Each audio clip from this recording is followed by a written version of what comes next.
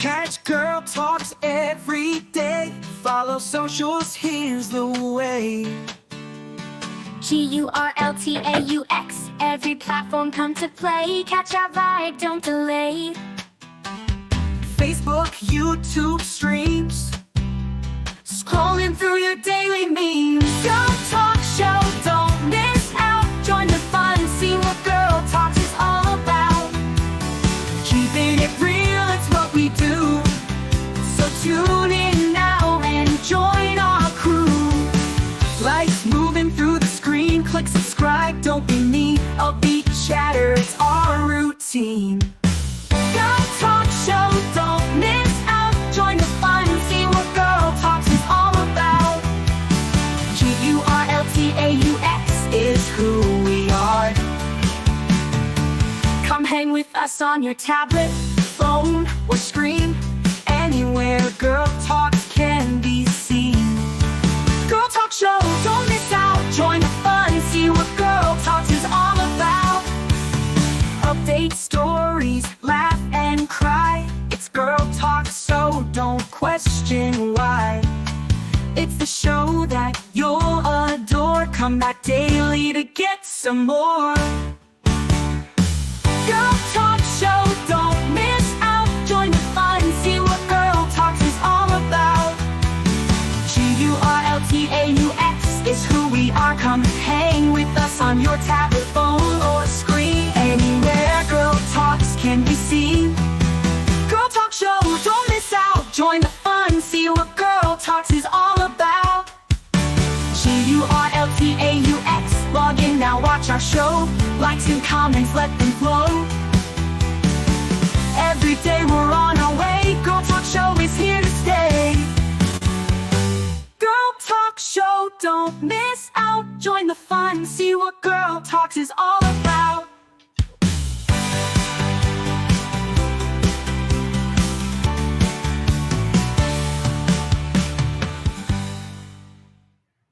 Walking down this road tonight,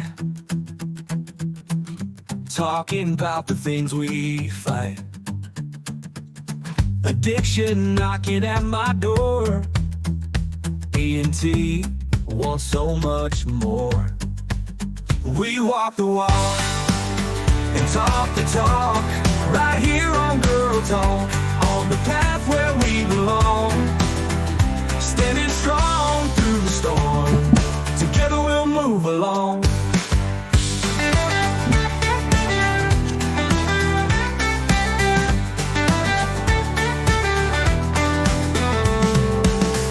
Searching for a brighter day, holding tight along the way. Sobriety's a steep climb, D&T winning every time. Oh yeah, we walk the walk and talk the talk, right here on GurlTauX, on the path where we belong. Standing strong through the storm, D&T bringing all of you along. Oh yeah, we walk the walk and talk the talk, right here on GurlTauX, on the path where we belong. Standing strong through the storm, D&T bringing all of you along. Whoa, yeah. We walk the walk and talk the talk, right here on GurlTauX, on the path where we belong. Standing strong through the storm, D&T bringing all of you along. Whoa, yeah. We walk the walk and talk the talk, right here on GurlTauX, on the path where we belong. Standing strong through the storm, D&T bringing all of you along.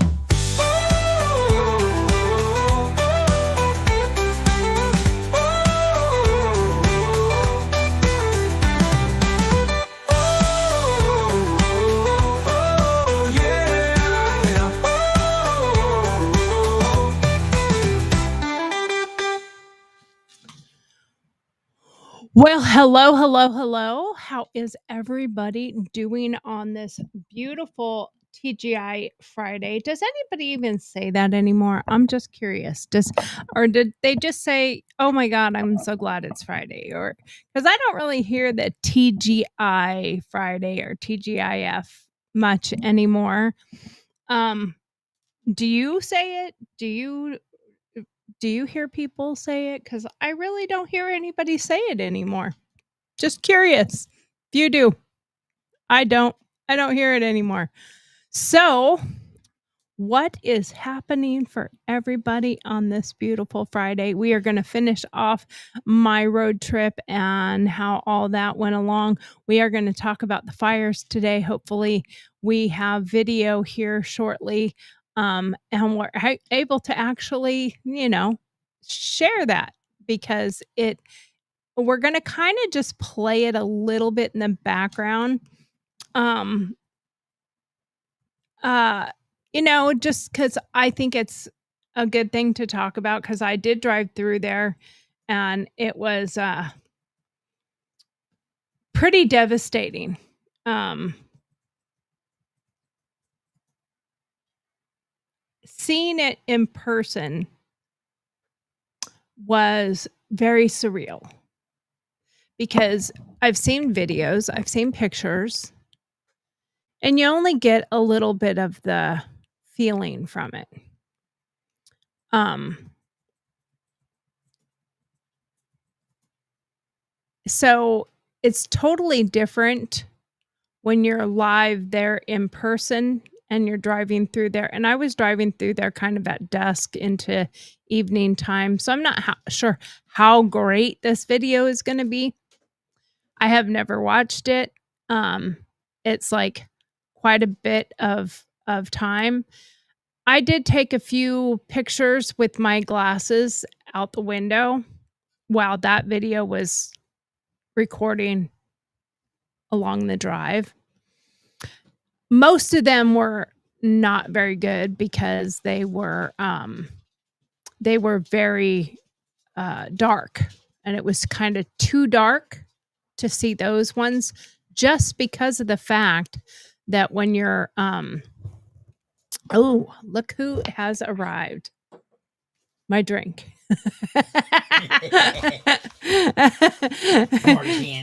Smarty pants. Smarty pants. Hi, babe.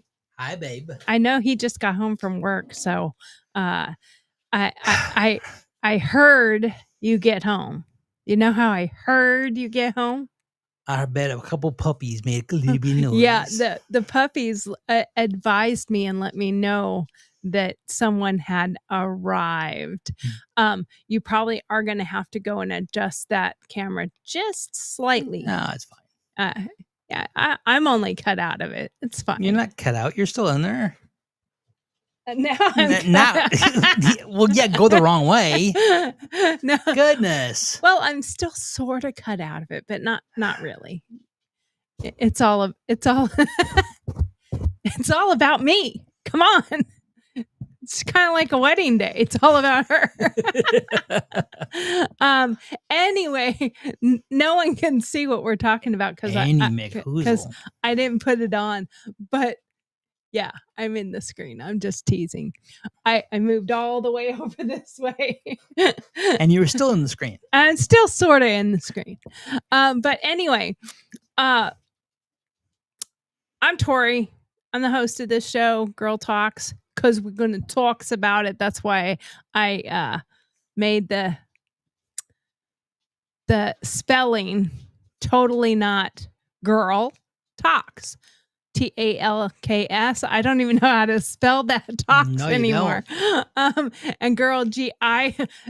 I wanted it to stand out a little bit. Gurl TauX, because we're going to talk about it. TAUX. And I know a lot of people use a WK or WX, but there was also another part of that. I went through and I made a point by checking to see on YouTube, on X, on Twitter. Well, I'm sorry, X and Twitter? X, the artist formerly known as Twitter, TikTok, Facebook, every social media out there that I can find, Rumble, you name it, Truth Social, all of that, made sure, and nobody had GurlTauX. So I adopted that as You got them now. perfect because now I have them all, and the domain for the website as well, and emails and all that. So if you have questions and you want to join our channel or you want to contribute in any way, email me at Tori@GurlTauX.com, TORI at GURL. I was trying to finish Girl Talk all at the same time. TORI at GurlTauX.com. And if you want to send in a question for Dear Margaret, please email that to Dear Marge, DearMarg @GurlTauX.com, GurlTauX. If you want to send anything to Steve, don't. Don't. Because he won't ever answer you. Ooh. Oh, what? I got a question. Okay. You got a question? I got a question. You got a question. What's I got your a question. Where'd you get that hat? I like it. I got this hat on my journey. I got this hat. I have not seen that one before. No, it's a brand new hat. I got it when I went through Morro Bay at the art fair, and the little lady was so sweet. I ended up buying 2 hats from her because she was so sweet. And it's not the cost of the hat. I mean, I've bought many hats like this that were $80, $100 bucks just plain. I burn them. Maybe you can hop up real quick and grab one of my hats over there to show. I think I have my artist hat and my black hats there too. But I burn them and put cool designs. That's part of my art. But what she does, and you can see this when you come back over here, but what she does is she takes old men's ties and she makes the rim, the band, out of the old men's ties, or you just put it in front of the hat. Silly. Well, Here, just I'll hand them to. Look. Sorry, hand them to me. There we go. So are you knocking everything down? Yep. So she takes old men's neckties and she makes the band out of them, and or old silk scarves. And then she takes and she puts whatever stones she adds to them, and she sews it all in, including going all the way around the hat. And then she writes you out a little story about what they're from, who the necktie may have came from. Now, she just buys them. She just put that she got them at like the thrift stores or whatever. So you never know. Okay, I'm not Minnie Pearl. Minnie Pearl. I'm not Minnie Pearl. I didn't want to take the tag out because of her writing and what she put on it. So I told her I was going to burn the hat. And she was like, "You're going to burn the hat?" And I was like, "Yeah, I'm going to burn the hat." She'd never heard of that. So I showed her some pictures. So this particular hat, this is one that I've done. And it's just, you burn the top. Now, I liked how this top turned out, and then I rhinestoned all the top. I just took one off in my finger, but I rhinestoned the whole top with the heart. And then on the bottom, it has a saying on it. And it says, "If you don't see the book you want on the shelf, write it." And a little heart thing on the bottom too. And it has a quill pen is actually in the as part of your feather. In the hat band. Yeah. So that's one of them. I'll put that on for 1 second. So that's one of my hats.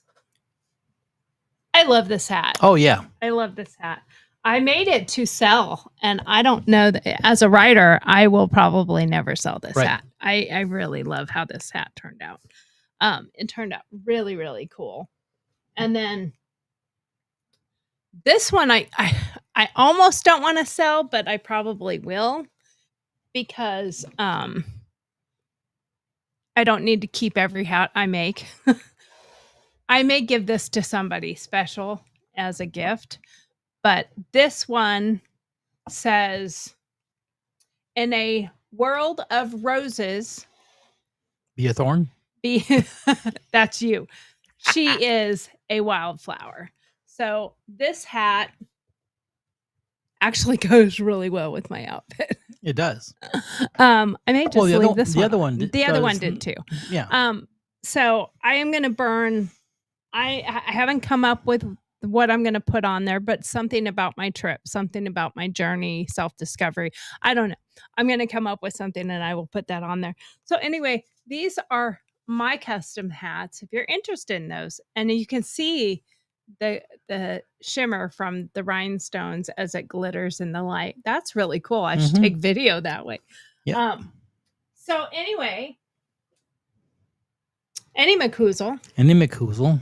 I bought this hat from this lady and I told her that I was going to burn it. Then I showed her those pictures and she's like, "Oh my gosh, you're going to make that look so cool." But I liked the hat, and this is actually a wool one. And I so far have never burned on a wool hat. I have another wool hat that I have not burned yet. Just for anybody out there, if you've seen the videos and you've seen that and you're like, "Oh, where do you get your hats?" And I want to try this.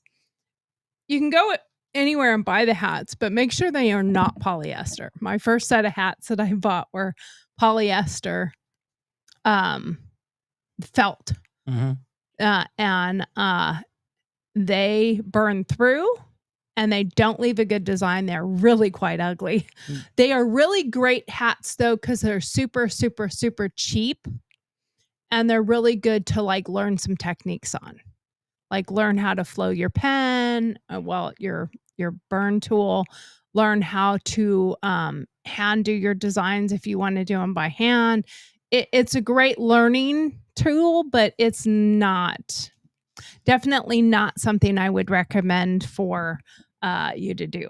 But anyway, that is why I'm wearing this particular hat. And I thought it looked good with the outfit today. Yeah. So I figured I'd wear that hat and see how it turned out. Anyway, how was your day? How was your It was work day? It was long. A Friday. It was a Friday. I didn't hear but a word from you today. So it was a long day. we can't talk on the phone. He can't text me, so he can only email. And I don't know if you did send an email. No, I did not did not send. even- I no. looked and I didn't see one. So I try not to bother him at work. He works very hard, and they're in a secure building, so he can't have smart devices or anything in there. So it's just easier unless I need to talk to Steve or he needs to talk to me. I just kind of don't bother him at work, and he doesn't really bother me at home either. Yeah, it was quite a busy day. We've got a lot going on here in the next couple of weeks, so lots of build up, lots of stuff going on, trying to get things all set to go for our event coming up. So it's been busy. I bet it's been a lot of working up to what you guys are getting ready to do. Yep. So wow, what a day. So I asked a question earlier. Does anybody say TGI Friday anymore? Not very often. I don't really hear that anymore. I don't hear it very much. TGIF, TGI Friday. I don't really hear much of that anymore. So, while I was gone, you had to go through a tornado, and you guys had a generator. We have a sump pump that needs to keep water from coming into our basement. We've had it flood a couple of times, and we put the money in. Thank you, Josh, also, to put a really good quality sump pump. It pumps 80 gallons a minute. 80 gallons a minute. And when we have major storms, that thing will pump for 4 days straight. Yeah. like, I mean, it goes on and off. It doesn't stay on. It goes on until the bucket is full, because it has like a sump pump bucket Yeah. that got a we have sump. holes in it. Mhm. So it fills up, and then it drains it down to where at the beginning it'll fill, spill, fill, spill, fill, spill, fill, spill, and then finally it'll go like fill is a lot slower. Yeah. Until they're like right now it's probably working overtime. It's Probably, been 'cause raining all day. It rained. Yeah. And it's clear skies now. Oh, that's good. It's crazy. That's good. So during that tornado, we have one issue with a dog. Yeah. We have our Jethro here. We love him to death, and he is a sweetheart. But he's scary to other people. But he is a sweetheart. But he used to be best buddies with my mom's dog, Sam's dog, actually. Used to be best buddies with him. And then one day he decided, I hate you, and it's kill on sight. Yeah. So we have to keep them separate. So we have a kennel that we just keep set up and together in the bunny room. I open the doors so the bunnies can go play in there. And every time I go in there, the doors are back shut. Yep, so they Steve are. shuts the door I do. because you don't want the bunnies in there. Nope. Why do you not want the bunnies in there? I don't want the bunnies to get used to being in there and comfortable in there. And that's a good spot for Jethro. And I want him to be It to be only his spot. Mhm. Well, you need to put him a bed in there or something. So it's not just the. Well, there's something in there. There's a little thin blanket, whatever. So you have to, what was your process of getting everybody down here? My 84-year-old mother lives with us. She lives on the top floor of the house. Yep. And so getting her down here. Yeah, I there was a lot going on. So Oh, can I interrupt 1 second? Because a thought just came into my head. That spare oxygen we have, Mhm. we need to bring that down here and have it down here. Oh, yeah, we can do that. That way Mom has oxygen when she comes down here. Yeah. Okay. Yeah. Sorry. So I had brought Jethro down, and You went brought ba- him down first? Yeah, and then I went back up, and it all of a sudden it was like, well, it doesn't seem that bad back out. So I ended up going back down here and getting him and bringing him back up, and we sat around and stuff like that for a little bit, and then power went out. So I'm like, okay, that's it. I had brought him down because it was, weather was looking pretty rough, but when I had him back upstairs and the power went out, I'm like, yeah, no, we're going down. So I went and grabbed him, got him downstairs, and went back up by Mom and brought her and Murphy and Bear down separate afterwards. But I brought him first. Yeah. Okay. And how long did you guys have to stay down here? We were down here for probably a good, probably 45 minutes to an hour at least. And we were down here, and I was checking had the generator going, making sure that the sump pump would keep going and stuff like that. And while we were down here, it's like, okay, what's going on? Because all of a sudden it got quiet. So I went back out there, and the generator had died. So I'm like, okay, that's not good. Need to figure out how to go and get that sump pump back running, get power to it and stuff. And of course, no idea how long it was going to be power out. So we've got the ambulance, and the ambulance has an inverter on it.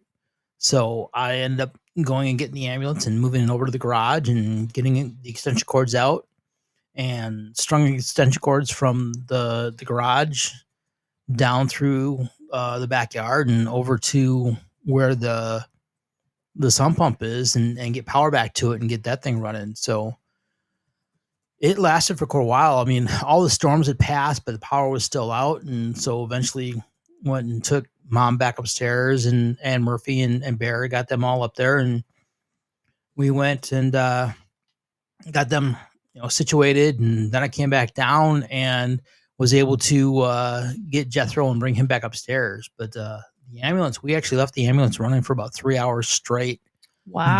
just to keep that sump pump running, and then got to a point where I was comfortable that it wasn't going to flood. I did a little bit of extra work down here, and and we got to get some sandbags because that's got to go. that's a mess. Yeah. Explain what you did back there. I made a berm in the back here. I mean, it would help block. Yeah, for sure. Yeah, I was but a it's hard to firefighter. get in and out. Yeah, I was a firefighter and did hazmat and stuff like that. So I kind of used some of the hazmat techniques that I'd learned to make a dam with dirt and plastic sheeting and that, to make it so that if the sump pump couldn't keep up, we were able to make sure that we didn't have water coming back into the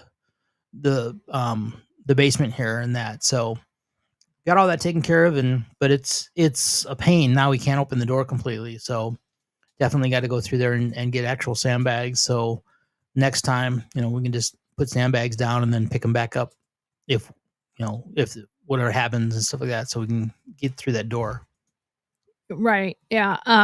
Well, yeah, I saw that when I went to go clean bunny litter boxes, and I was like, oh, this is kind of a disaster. Yeah. So we got to get some sandbags. Now, can we use that in the sandbags, or is it better to get actual sand and fill them with sand? Should be sand, because I got sand, but I didn't bring enough for that. No, you didn't. No, we need sand in there. That's all clay, and that just is not gonna. It's not fine enough to kind of follow contours and that. So it's a lot more lumpy and stuff. So that's the difficult part with using that. So I would definitely want to get to some regular sand and go that route. But definitely need to bring those in.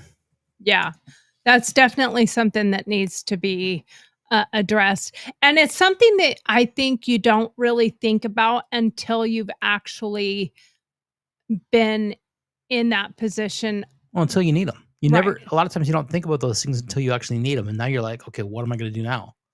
So yeah, so that's always the kind of the downside, is sometimes you don't think about those extra things you need. And that was part of the reason we switched to the generator set that we've got now. And because that other generator died, but now I have a question about the generator thing, because our generator that we had was a gas generator, right? Correct. And I watched a video just recently of a guy who had his generator on during a situation at their house or whatever, and it was running out of fuel or had something going on. Needless to say, he took the gas cap off to check the fuel. Do you do that?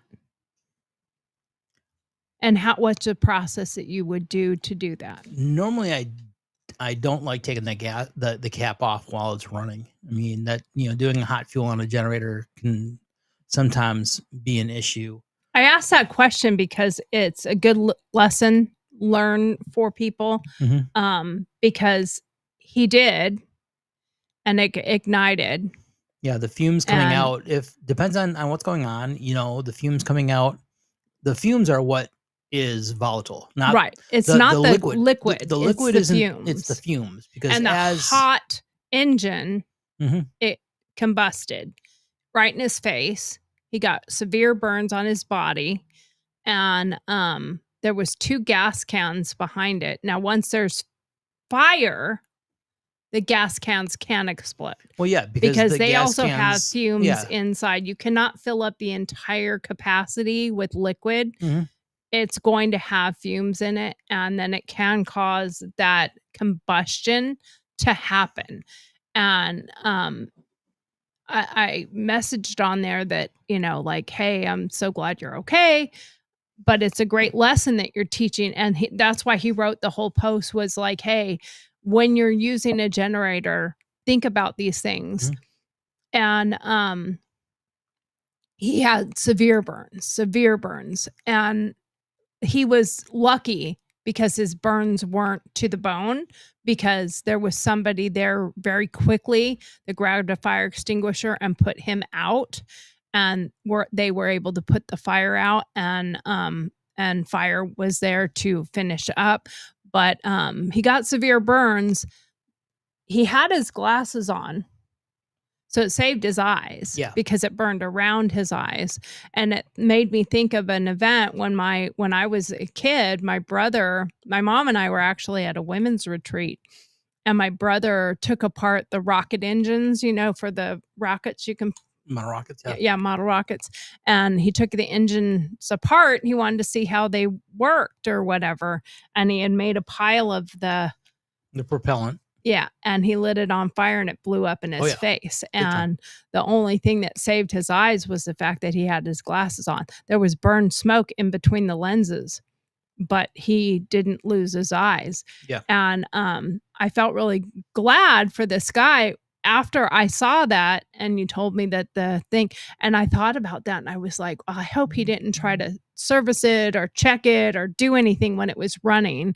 And even if you turn it off, you still need to wait, right, because it's still hot, till it's cooled down to do any of those things. And now since then we have changed. We have gone to a new generator system. Tell us why we went with what we did and how, and we'll probably do a deeper video on that. So but what we did is we got away from the traditional generators that are either gas. Those are dangerous. They are. I mean, again, even storing them can be just really dangerous. Well, right. I mean, storing them, you get to the point where you get it set up and you have it, it's all ready to go, and it sits and it sits and it sits and it sits, and you don't actually need it. You don't use it. So then it turn around and it doesn't, it doesn't get used. So then the carburetor comes up and the fuel gets all like varnish in that. And so now all of a sudden you actually need it and you can't use it because it's all right. Because if it gets all gummed up, then you can't use it. So you got to maintenance it on a regular basis. Right. And then you have to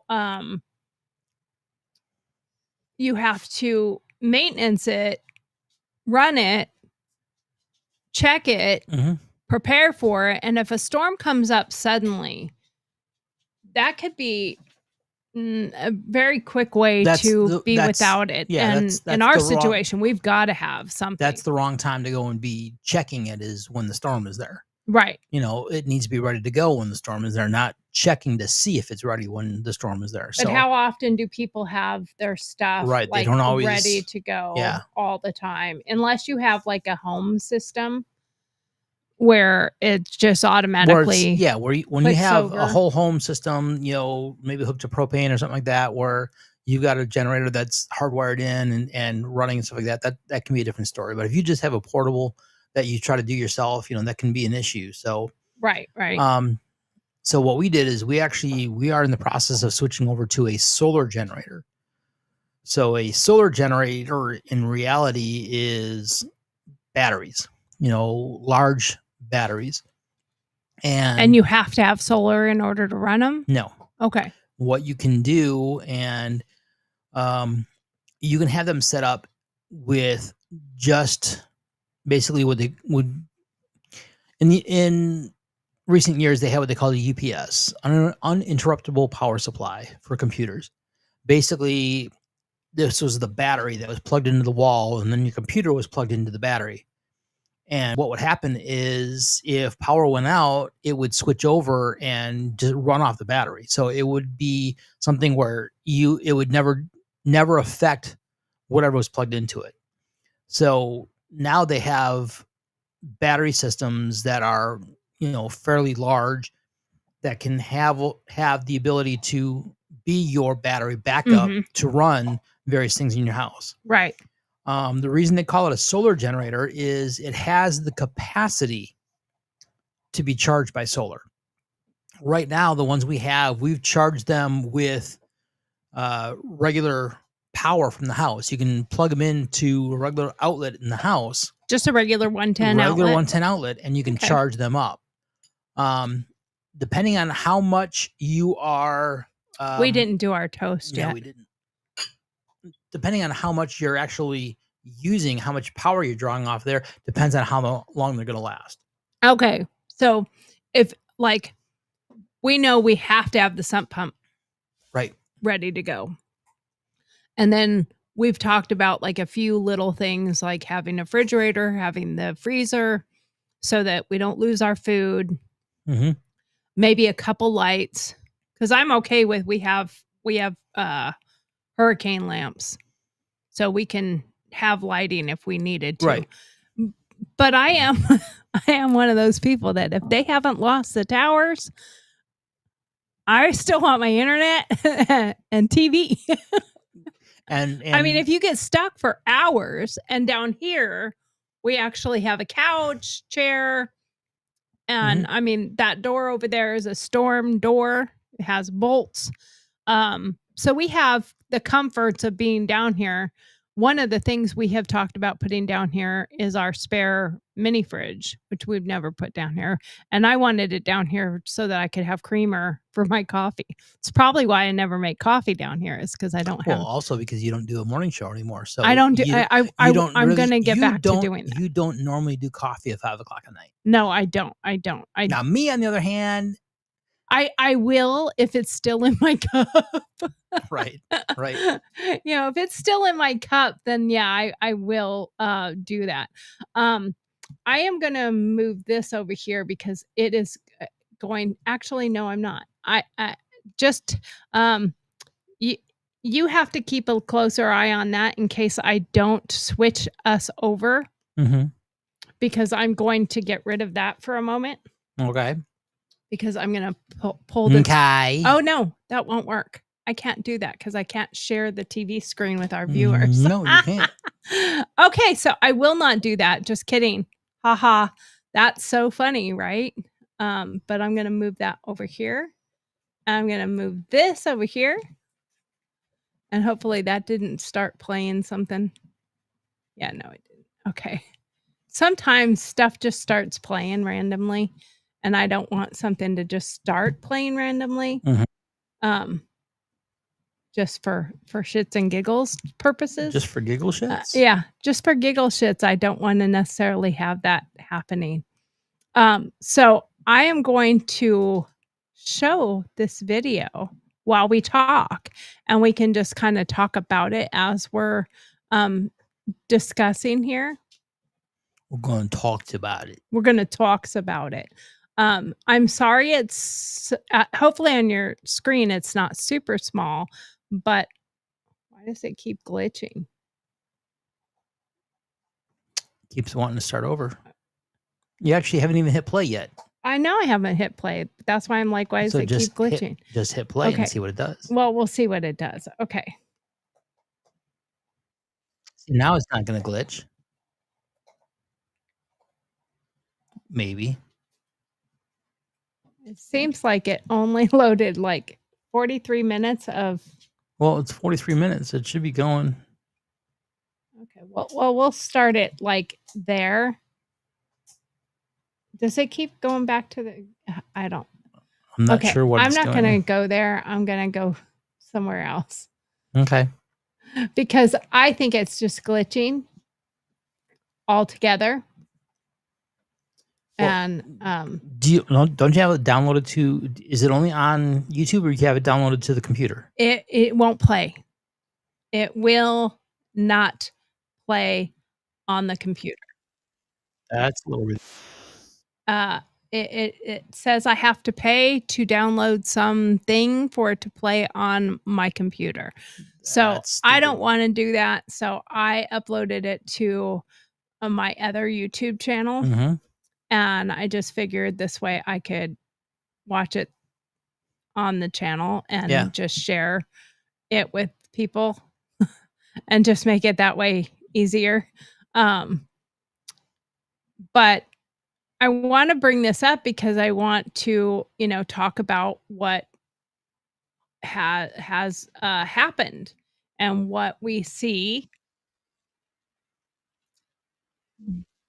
hold on. Switch here. Okay, there we go. So you can see this is just me driving through PCH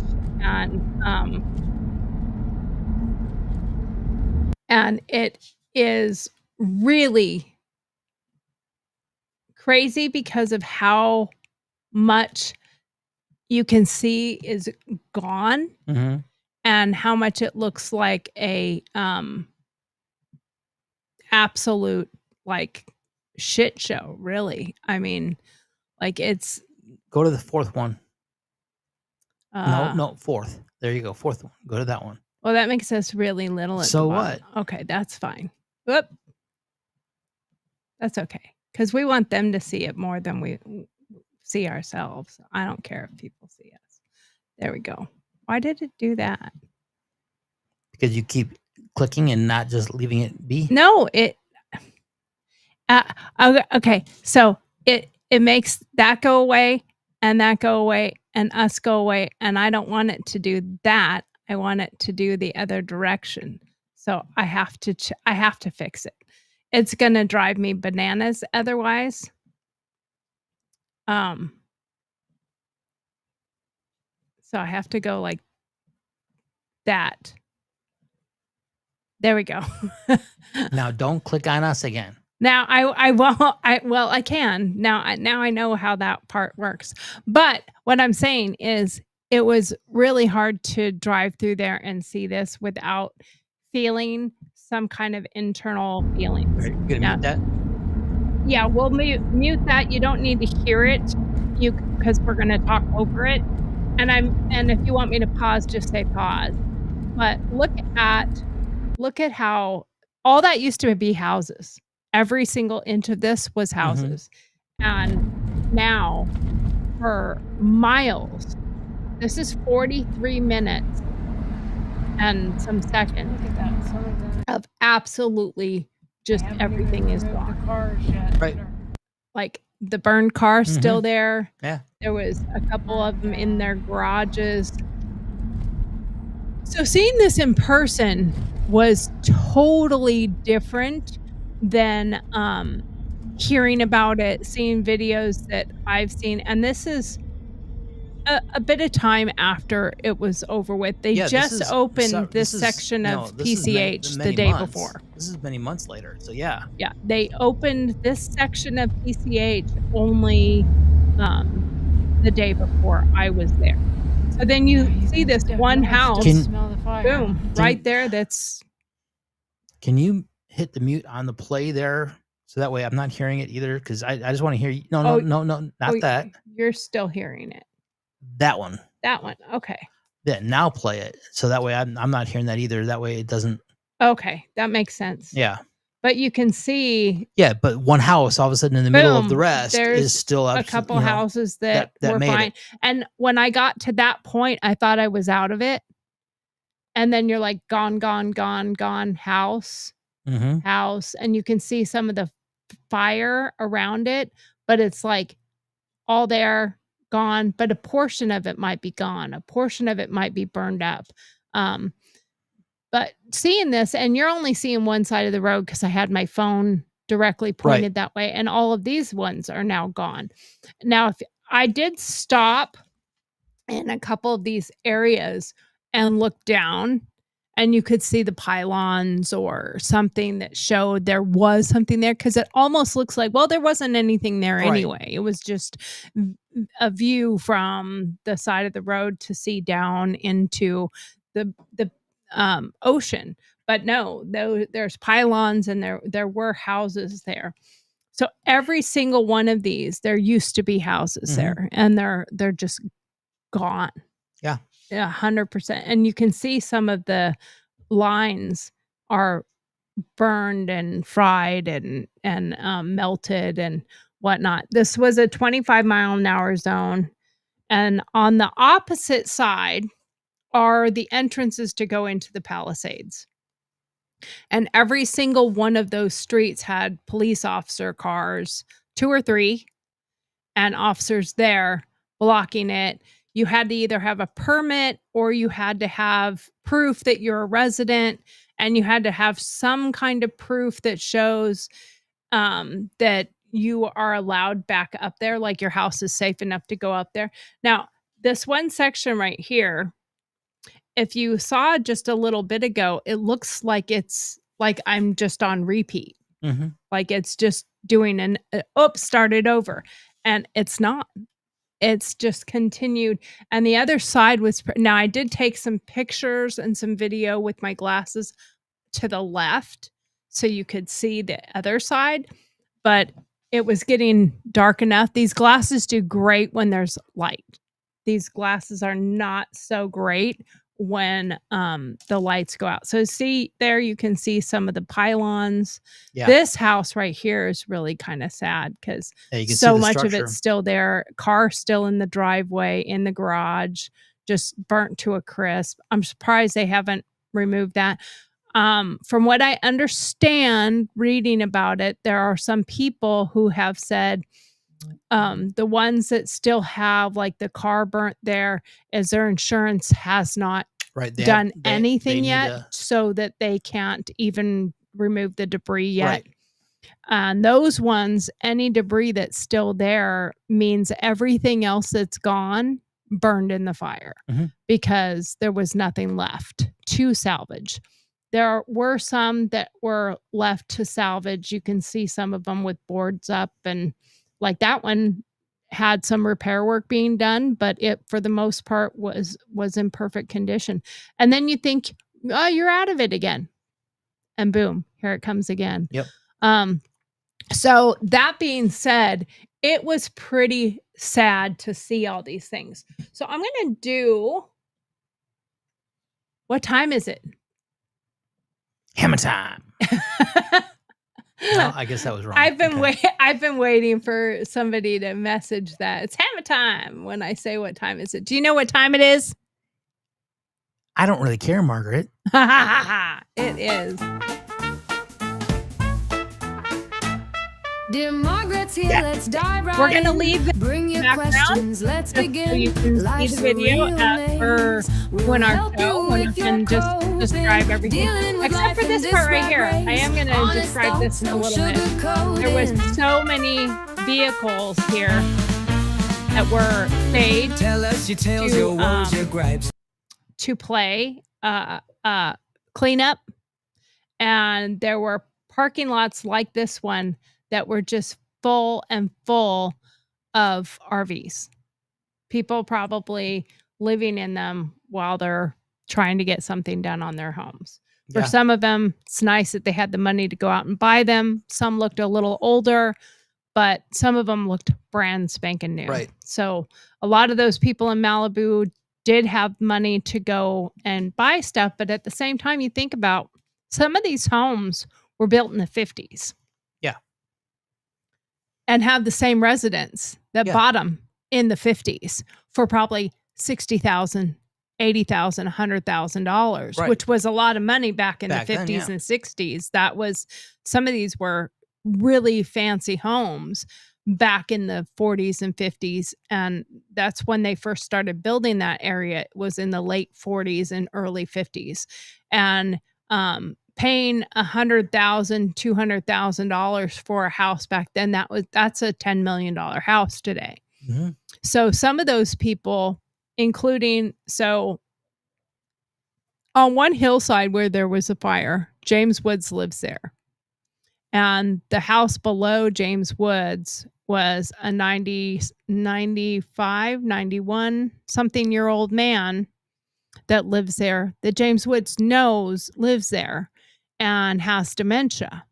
And he asked fire to check, and he called the guy's son because he actually has the guy's son's phone number. He called him and he said, "Are you home?" And he said, "No, I'm not." And he said, "Did your dad's in the hospital, right? He had a procedure. He's in the hospital." He goes, "No, Dad's home." Right.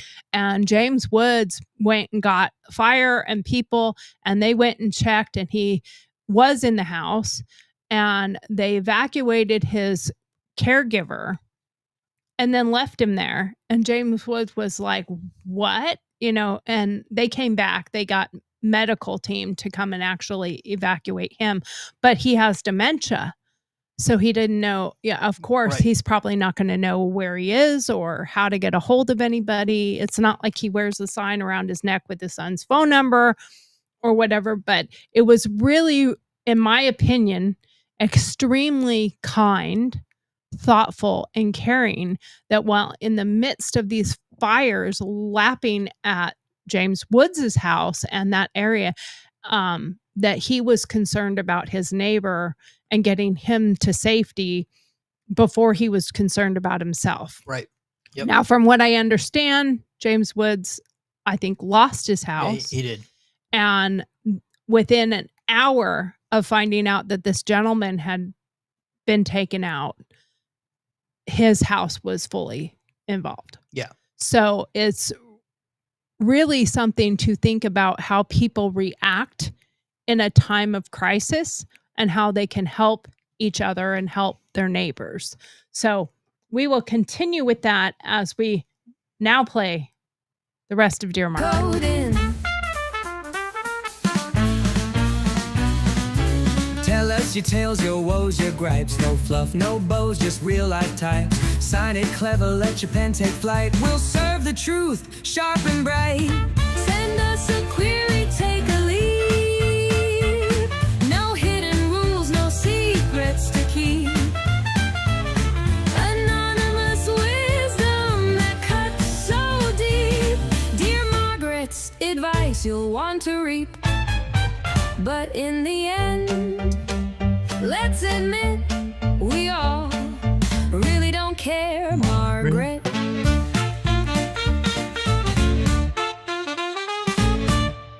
I love that song. yeah. I that came out like so good. I wrote the lyrics like I do with everything. And then I put it to music. Oh my God, I had to have done that rendition like 60 times till I found that rendition. You do the rendition 60 times every time. Pretty much. You are correct about Until that. you find the right the right one. sound. And the thing is, you find the right one, then you make another 20 Because I want to and then come back to the I want to perfect it. Yes. Yeah. Sometimes I'm not sure. And then I'm like, oh, I am sure. That is good.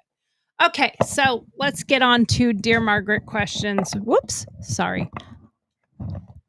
Let's get on to Dear Margaret questions as we have them here. I don't think I need that rolling at 99% because that will don't know, go why so fast not? I won't be able to read. I can't read that fast. I'm not, whatever. even if I am a speed reader, I don't think anybody wants to Whatever. hear me read it at a speed reading tempo. And please do help me, dear Marvin, with these answers to these questions. I don't know why I came up with Marvin, but Margaret, nah, I guess, whatever. Dear Marge, dear Margaret, what happened to the I guess I moved it over. Dear Margaret, I keep hearing about the California wildfires, like the 2020 Camp Fire torched over 150,000 acres and wiped out 18,000 structures. Cal Fire 2020. Was it really that bad living through it? What is it like choking on smoke, evacuating, and fearing you'll lose it all? Signed, Scared in Sacramento. Okay.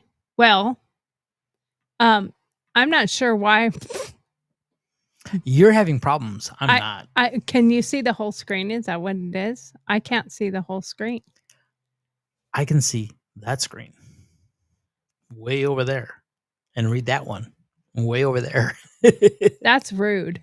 So anyway, I did Wildland Fire for about 4 seasons. I was on an engine crew. I went down to Tucson, Arizona for an off-force assignment. I was down at what they called the Crown Fire in northern LA. And I can tell you, we actually did some structural protection down in the area on the Crown Fire in northern LA. And the way I was Forest Service and Cal Fire and the Wildland Fire crews work on wildfires different than structure crews. Your regular engine down the road, their method 90% of the time is you put water on it, you put it out, and you cool it, and you take care of it that way. We don't carry enough water to do that.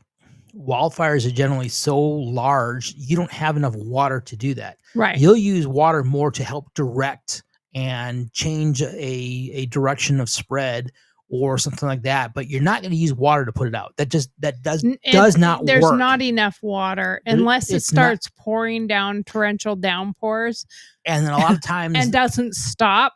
And but that, the fire right. is so hot it can actually cause it's going to evaporate. The and evaporation. It's not always going to do the job. So no, you have to have more like tsunami type. Yeah, it's got to be torrential downpours to actually put out. And the fire. problem is the winds that are often associated with the fires and the thunderstorms. Those winds will actually whip things up even worse. Right. So you have issues with that. So we were out there and we actually put more fire on the ground, and people kind of look at us like, "What the heck are you doing?" Back burning, right? Right.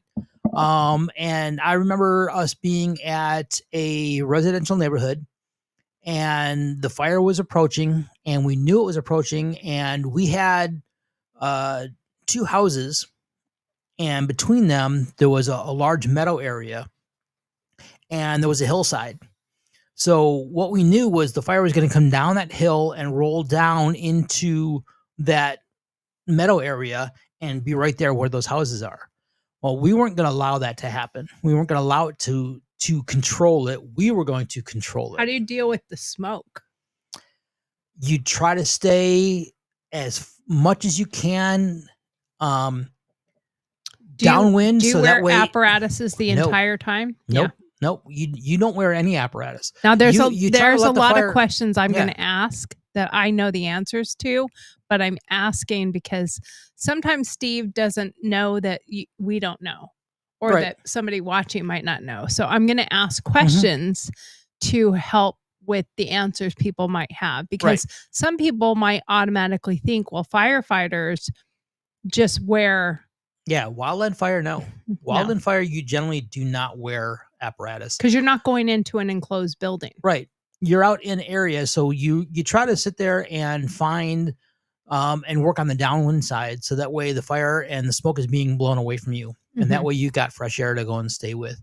Well, and you're not fight. The thing is, a lot of people don't understand when you're fighting fires, you're not fighting the fires in the fire. Like you guys, except for some of the catches and stuff like that, but you guys don't go directly into the center of the fire. You're not fighting the fire from the center out. You're not fighting the fire where the fire is burning. 1 foot in the black, 1 foot in the green. Right. You're always trying to help it burn itself out. You're helping explain what the containment area is, because a lot of people don't understand what containment means or how do you get containment.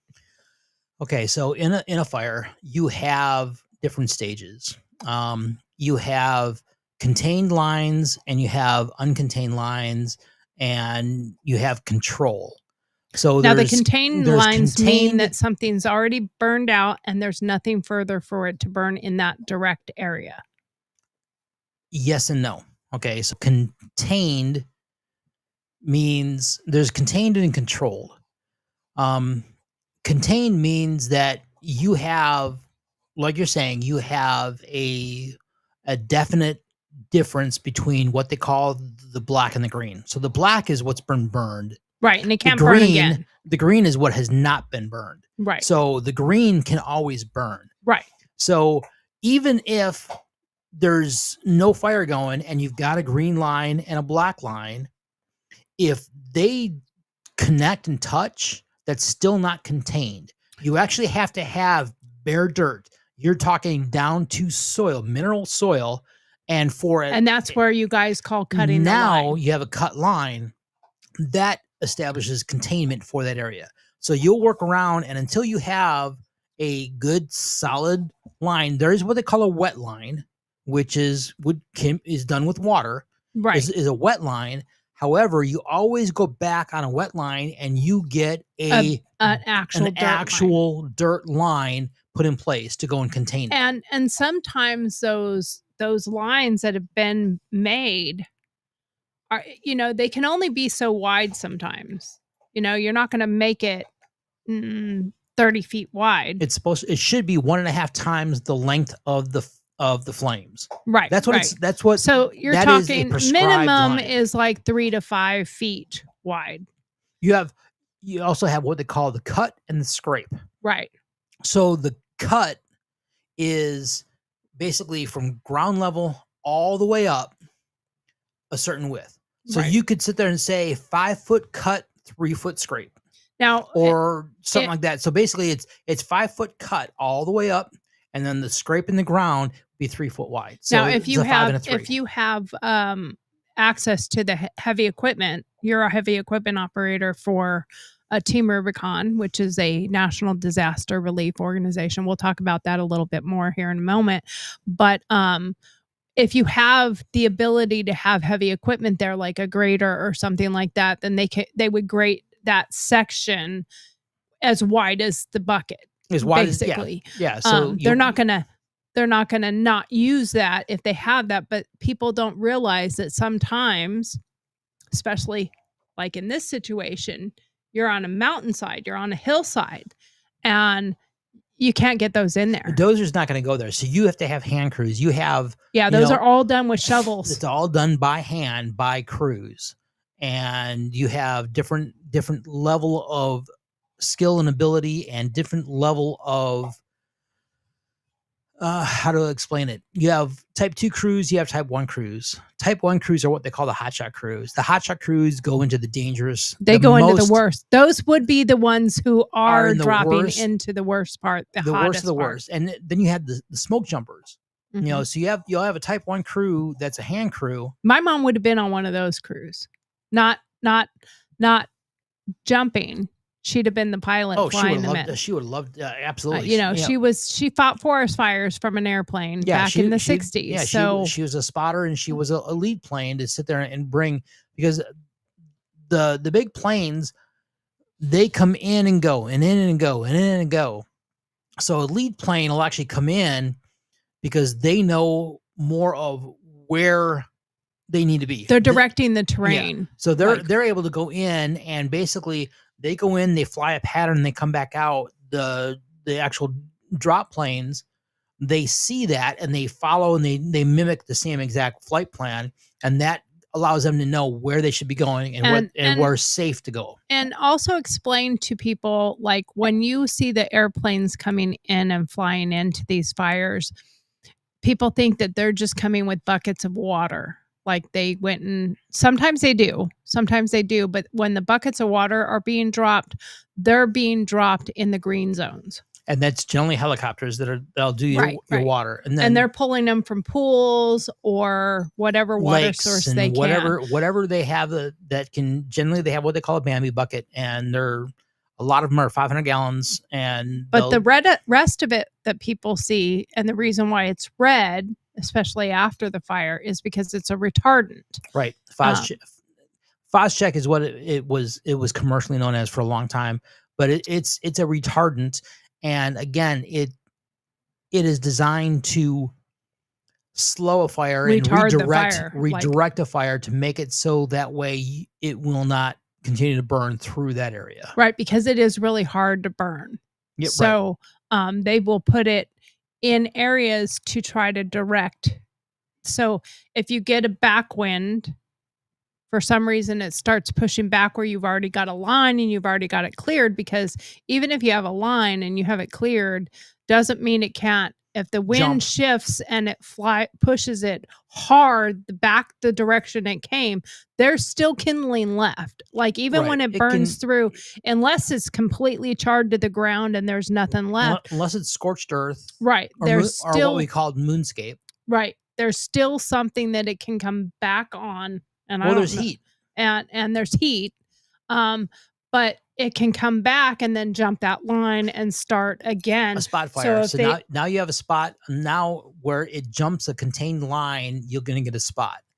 and that spot can grow, and sometimes that spot can actually really take off and be detrimental. I just watched a video the other day of a I don't know if they were the lawn crew or the homeowners themselves, but they were doing yard maintenance at their house, and it's so dry, and this was California where they're not allowed to water their lawns, so God forbid. So they were mowing this burnt grass from it being dead and dry from the heat. And she was mowing, and he had a weed eater, and he was off in the distance, and he saw it before she did, and it started a grass fire in their yard. And somebody was commenting on the video as it was going, and you saw how quickly it like started moving. And there was a firefighter that got in there, and I did too. And I was a volunteer firefighter. I was not a full-time firefighter, and I did some brush fires, some out urban, but I did mostly house fires. I was with a fire department outside of Phoenix in what's called Buckeye.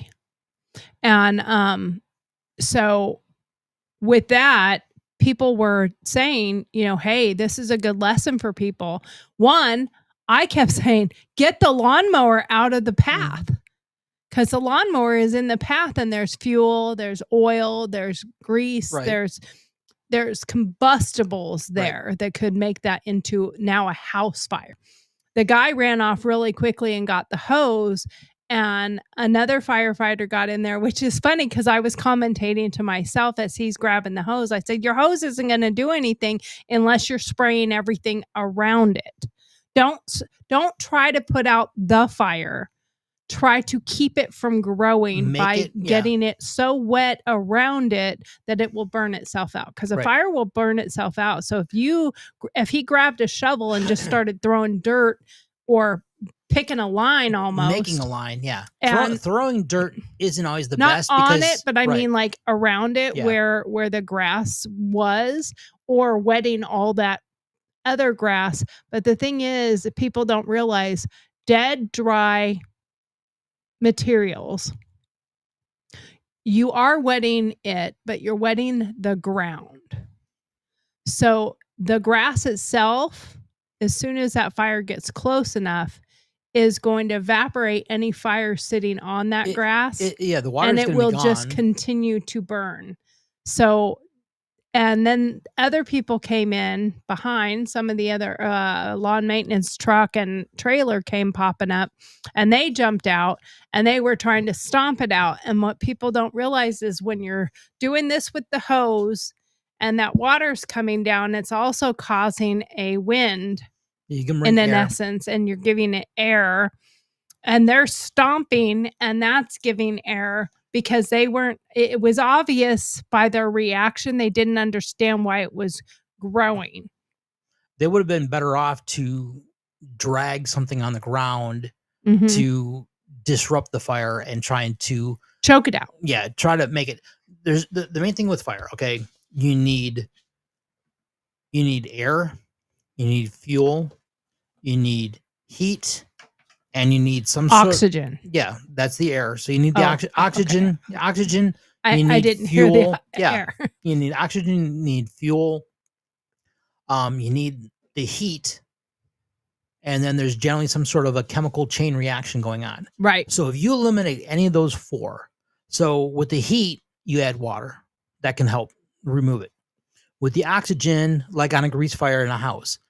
On a stove, you put a lid over top of it, and you leave the lid on. You don't pull it back off when the flames are gone. A hand towel. No, a lid. Now, if you have a hand towel, I will say, if you have a hand towel that is completely... if it's drenched, or it is like a flame retardant type towel, because they do sell those that you can keep in your kitchen, and you put that over it. The problem is if it's drenched and it's a grease fire, now all of a sudden you've you've added water to a grease fire, so and that's gonna ignite your kitchen.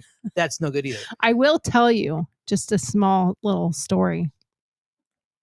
When my boys were little, I don't even know if my boys remember this, but when my boys were little, it was nap time. And I was napping on the couch, and the boys were napping in their room. And they had a Mickey Mouse. One of them had a Mickey Mouse belt that had the magnet and the Mickey Mouse clasp that just magnetized over the top of it. Okay. Somehow Shane and Andy decided it would be cool to put that in the microwave and see what it did. And they put it in the microwave, and it's popping. Mm-hmm. And I hear them, and I hear them go pop, pop. And I jumped up. My kitchen was on fire. It caused a fire in the microwave, and it started burning from the microwave up the wall. I told the boys, get out of the house, go down to the street, and wave for fire. I called 911 immediately, grabbed this is a great lesson for all moms out there, in my opinion. I called 911. That's the first thing you should do. Mm-hmm. Second thing I did is I grabbed the fire extinguisher that was under my sink that I maintenanced, kept ready. I pulled the pin, I sprayed, I put the fire out. By the time fire got there, I already had the whole fire out. And the only thing really severely damaged was the microwave and a little bit of the counter there. I paused that because I wanted to talk about this in just a second.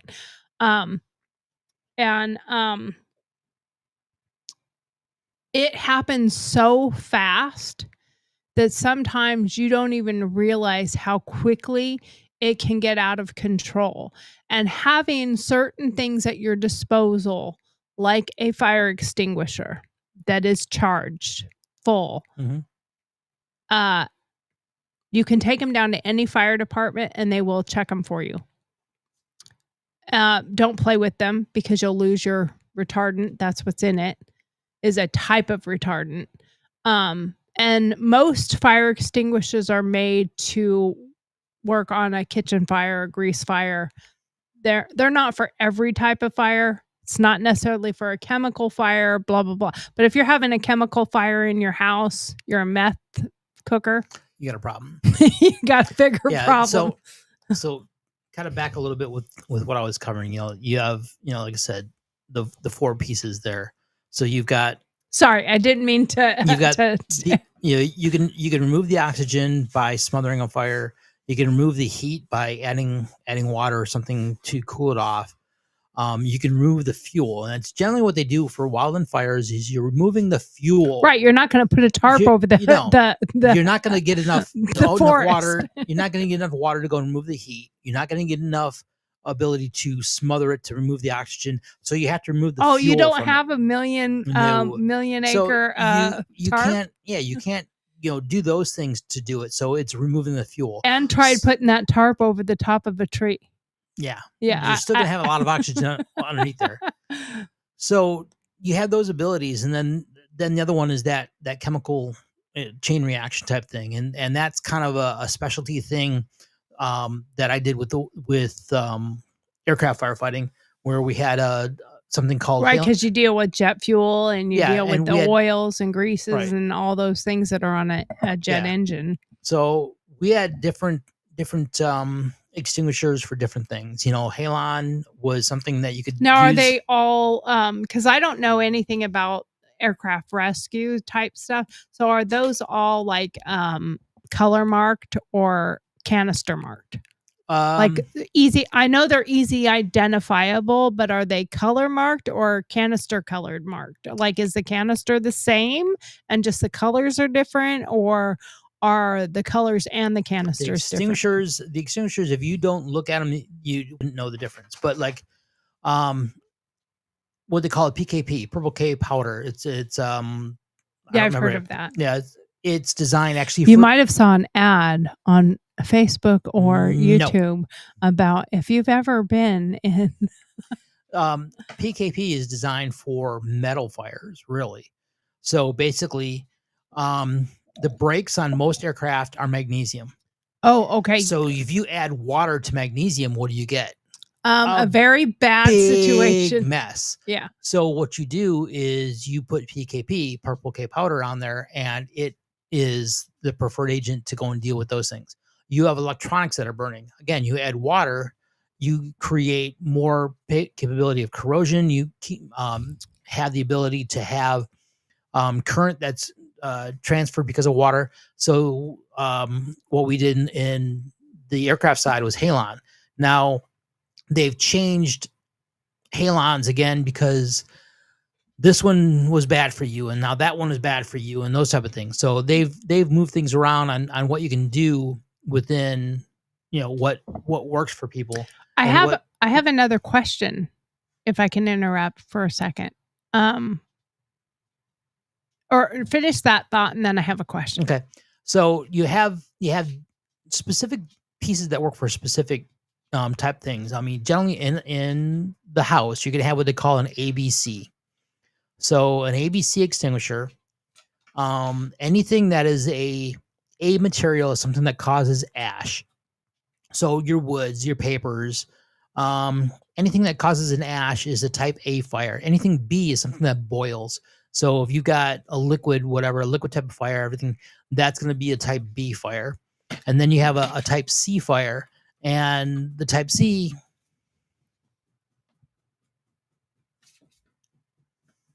a type C fire is something that's got current. So electrical fire of some kind, everything else. So generally, extinguishers that are within your house are generally going to be an ABC extinguisher to cover and those type of generally things. they say ABC right on They it. say ABC right on it. Yeah. So my other question was regarding these forest fires and the fires coming down in Malibu and the Palisades. There's a lot of questions that came out when I was reading and watching a lot of them. Now, I know the answer that I have.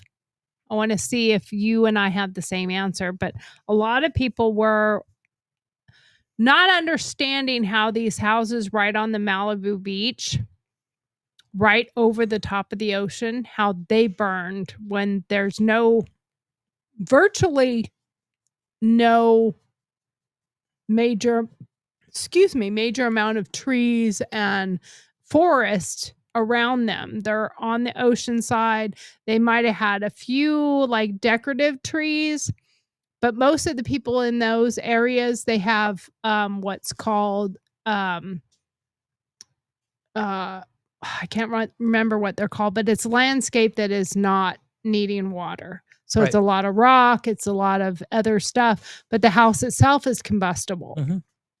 And they were not understanding how being on the ocean and all the ocean water and how they couldn't just, when there was talk about them not having water in the fire hydrants and not having water, why they didn't just use the water right there directly at the ocean and like put a pump in the ocean and just spray the houses and all that. Why wouldn't they do that? Why didn't they do that? Why would you not do that? And I'm going to give my answer first, and I'll see if you think I'm right. And I think part of the reason for that is the salt. The salt is a corrosive, and a lot of these homes are owned by people in California. There's probably a high number of homes that have Teslas, solar batteries, things that could have corrosiveness, and those Tesla batteries and other things like that are known to explode. They are known to, and that's probably why some of these houses were so bad, is because of some of the explosions that happened from that. So utilizing that, one, again, like we said before, water is going to dissipate too quickly, and really all you're going to end up with is a bunch of salt, a bunch of acidic value added to a fire, which actually adds fuel. So that can be. Can you answer that in a short answer? That can be an issue. In reality, probably what a lot of it is expedience. The amount of time it would take if you're looking at some of these pictures, to get down that cliffside, down to the water, And having to a get- pump that could to even get pull that a out. pump down there to get it set up, to get it pushing water back to where you need it, that takes a bit. Like if you've ever seen the pumps that you have to have, and you've ever seen them coming and collecting water from, i.e., a pool or something like that, you've never seen them go to somebody's house who has a pool and then put a pump and a hose line. They come with a bucket. If you have we have a big enough area that they could drop down with a helicopter and scoop up our pool water. And by the way, they have full rights to do it without your permission. If they see that there's a pool, they see there's water, they can scoop down with a bucket, and it's like grapple hands. Yeah, well, the bucket collapses. So what they do is the bottom, It basically like folds itself up. yeah, it comes soft. comes together, and it goes down. You put it down in. It sinks into the pool, and then when they pull it back up, the fills sides, everything. Go back up, and you've got the water. Now they do have ones, and these are old school ones that were like the grappling hands, where they came into the water. They don't have many of those left They anymore scoop to it do up. that stuff. Yeah, Yeah, most of those are gone because they're more the cloth, because when they fly with them after they drop it, it's easier to fly with those because they just float around with it. So that was a very long answer to question number 1, but we're going to get to question number 2. We don't have much time, so we're going to try to do our best here. So, dear Margaret, I'm moving to Oklahoma where tornadoes hit like clockwork over 60 years, according to NOAA 2023. That's like living through, or what's it like living through one? How do you prep for something wild and what's the aftermath like? Signed, Twister Newbie. Well, I'm gonna nail or attempt to nail that one first, and that is we're newbies to tornadoes. You are, yes. We are newbies to tornadoes. We as a combined unit in this house, we are new to tornadoes. You grew up in the Midwest, but you left when you were 18 and you never went back. Right. So in all reality, how many tornadoes did you blast through growing up? A couple. A couple. Not very many. I feel like we've had more tornadoes here than we had the entire time I was growing up. Yes. Okay. So we are newbies to tornadoes and having them on a frequency. Do you see this? Whatever. Loser, loner, wish you were me. So that being said, the first couple major ones that we got, I mean, we immediately, like as soon as the alarm went off. Yes, you did. No, you did yes, too. you The did. first one you were down here right away. We gathered mom up, gathered the dogs up. We brought our dogs down and put them in the guest room. And the girls were even here on one of those. After that, at least for myself, Steve doesn't even get out of bed. I go in and pop a beer and sit out on the porch and watch. And I make sure I have my glasses so that I can take video or a picture of it. And if it gets really bad, then I go say, hey, Steve, I think we need to get up. Right. But we don't panic like we did the first 1 or 2 times. Right. I think panic is the worst part of it. If you panic, and I have to say, I know this is going to sound really cliche and really lame to some people. When it's your time, boo-boo, it's your time. Right. So whether you're having a beer out on the porch and the twister takes you, I mean, I don't think you should just go sit out on the porch with a beer and watch it and then see the tornado like, oh shit, there's a tornado, and walk towards it. Right. I think you should run away and say, hey, oh crap, there's an actual tornado hitting. Right. But I think the biggest thing is don't cause undue fear. That's what I think the biggest thing is Mhm. don't cause undue fear Right. and don't live in that absolute fear state, because that can make yourself, but it can also make your animals extremely, extremely volatile Mhm. because they are sensing what you're Yeah. putting out. And I think if you're more calm, they're also more calm. That's Right. just my 2 cents Right. worth. What is yours? Yeah. It's a matter of the one thing with tornadoes, most of the time you can see them from a distance. So you can kind of gauge. You at least might have enough time Right. to zip down the There's stairs unless a it chance literally lands on your drops house. unless it literally drops right on top of you. You'd normally have a little bit, not a lot, You might only have 30 seconds a minute but or something. but there's a good chance you can see it. So yeah. that's the one thing is don't panic and but pay attention to what's going on. Right. Having Ryan Hall y'all on, knowing and being prepared when it's showing, okay, it's right in this area, be a little more ready. Yeah. Be a little more cautious in that case. Getting Be my alert. mom, be alert. The world Because needs more everybody alerts. needs more alerts. The world needs more alerts. But like having my mom already down here, having If a you have plan if you in have place. family members that are Elderly, going to take longer difficulty to and get to mobility. shelter, you need to get them to shelter early. Yeah, if they Yes. can't run, Right. it's Yep. probably a better idea to plan ahead. Right.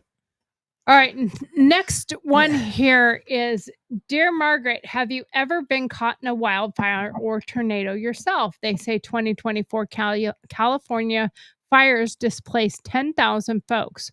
What's the emotional toll of surviving or rebuilding after these disasters? Signed, Curious in California. Okay, so we've been here ready for one. They've landed nearby. My childhood home has burnt down in a wildfire. My dad was in the Angora fire. And that's when my house burned down when I was a kid. When my childhood home burned down, when I was a grown ass adult, my dad was in this fire. He had his house was on the meadow of Mount Talek. And that entire meadow burned to a singe. All the trees around him burned. I will have to say, if there was a one of those plastic hands that I could pat myself on the back with, I would. We had an entire crew at my dad's house. They had the media there. They had news crews.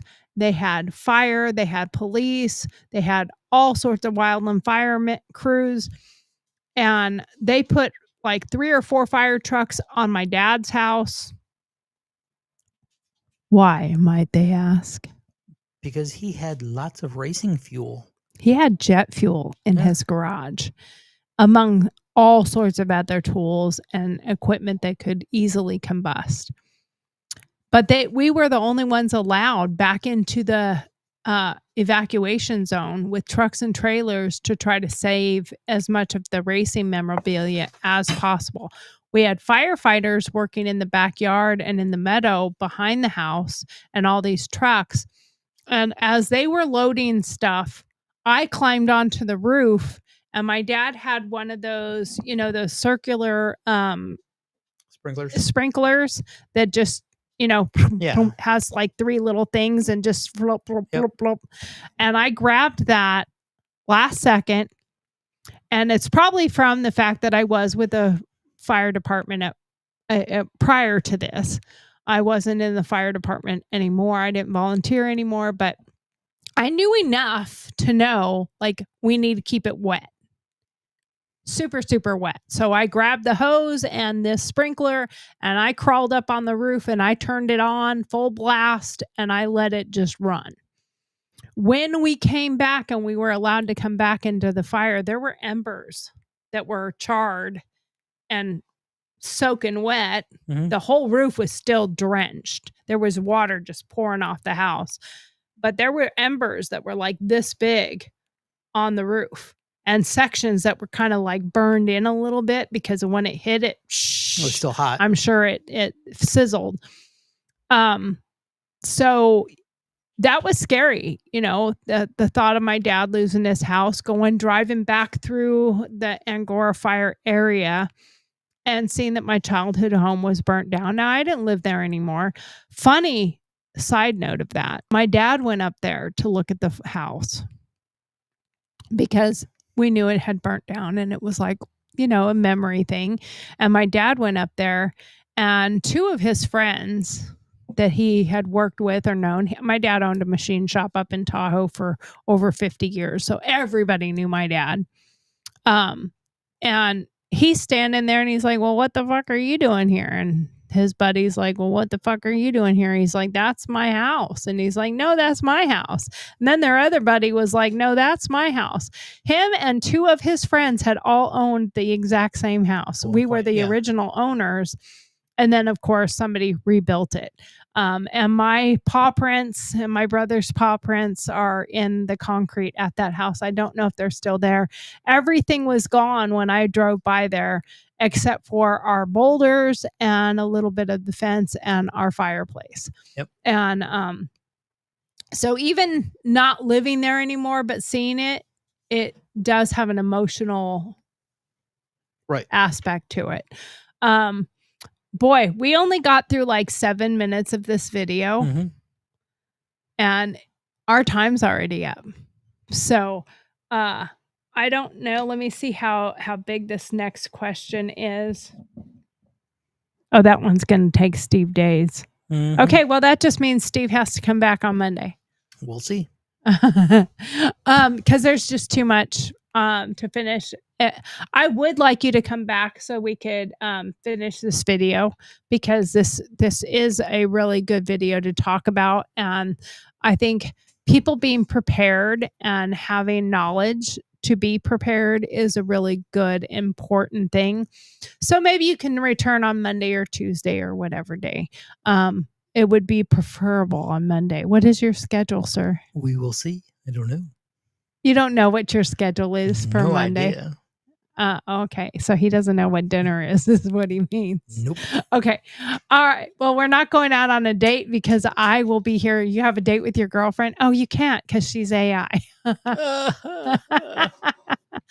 Are you going to have a candlelit dinner with Google? No. Or we don't have Alexa. We have Hey Google. Can we change her name? Will she let us change her name? I don't have a clue. I haven't tried it. She just heard me ask. No. So it typed out HERR, which is air, German. I don't know. She didn't even understand the question, stupid. No. Google. Anyway, Wickhoozle. Thank you so much for watching. I appreciate you all being here. Thank you, Steve, for being here once again. And you have to join us because we have to finish the fire show on Monday. And it doesn't matter what your schedule is because your wife said you have to be here on Monday. Okay. Oh, what the hell? Hit no. No. Why are you trying to do things? Anyway, thank you so much for watching. I know my thank you for watching song actually says 7 p.m., but it is 5 p.m. Central Standard Time, Monday through Friday. And I thank you for being here. Please come. Remember to like, subscribe, and join my tribe. Thank you so much and have a great day. Have a great weekend. We will see you on Monday.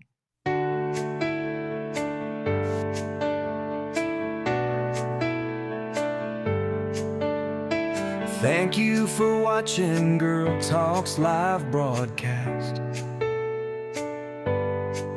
which airs weekdays at 7 p.m. Central Standard Time.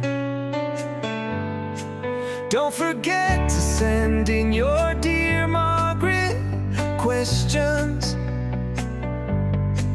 Then join us for our opinion-based answers. We love having you. Thanks for taking the time to be